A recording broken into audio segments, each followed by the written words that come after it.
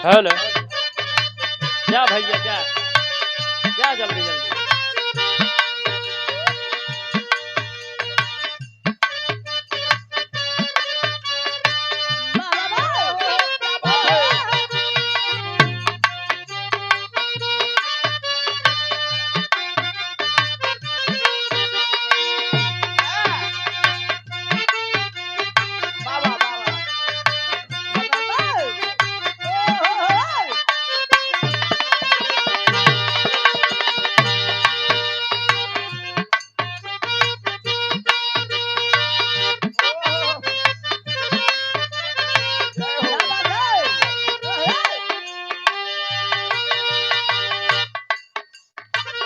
सौ साल पहले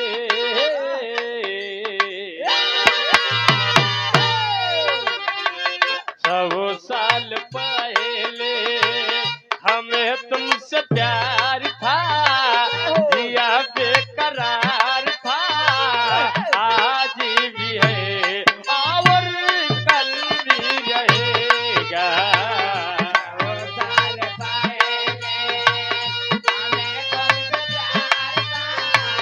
दिया बेकरार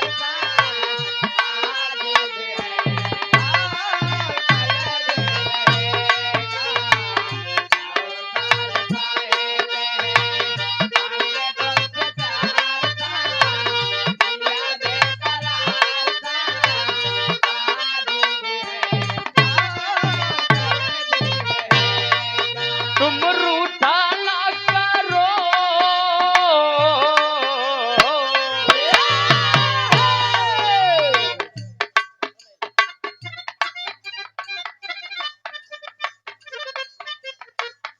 गंगाधीन यादव जी चौधरी साहब बाबा पटगौली की पावन धरती से चौधरी बाबू जी की तरफ से जिला प्रतापगढ़ की पावन माटी से 51 रुपया के आशीर्वाद। बाबा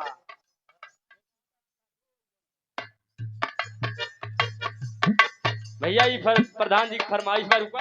हाँ का समाजवादी पार्टी के क्रांतिकारी सिपाही, सच्चे सिपाही छोटे यादव प्रधान जी बाबा इसी पावन धरती से शानदार 101 रुपया के आशीर्वाद। हाँ। जय अखिलेश, जय मुलायम, जय समाजवाद।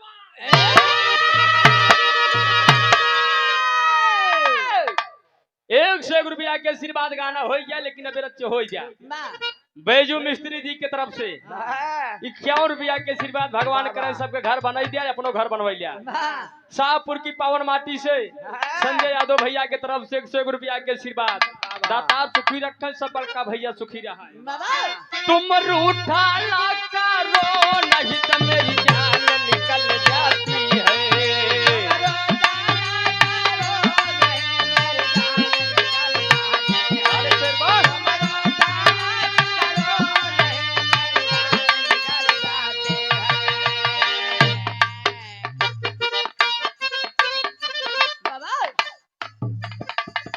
और आप प्रभु सम्मानित जो कि परिचय के मोहताज नहीं है, ग्राम सभा लखनपुर की पावन माटी से चलकर आए हुए, सुल्तानपुर लखनपुर की पावन माटी से अजय सिंह यादव फुफा जी की तरफ से शानदार 500 रुपया के आशीर्वाद। समाजवादी पार्टी के क्रांतिकारी सिपाही, जय अखिलेश, जय मुलायम, जय समाजवाद, जय पीडीए। तुम रूठा ना करो, नहीं तो मेरी जान निकल जाती है।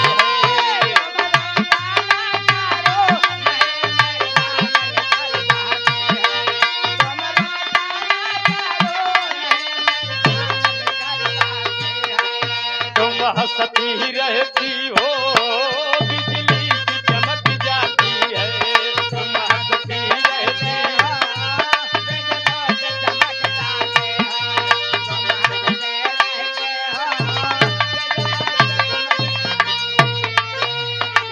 सदियों से मिलाने का, सदियों से मिलाने का दिया बेकरार था, दिया बेकरार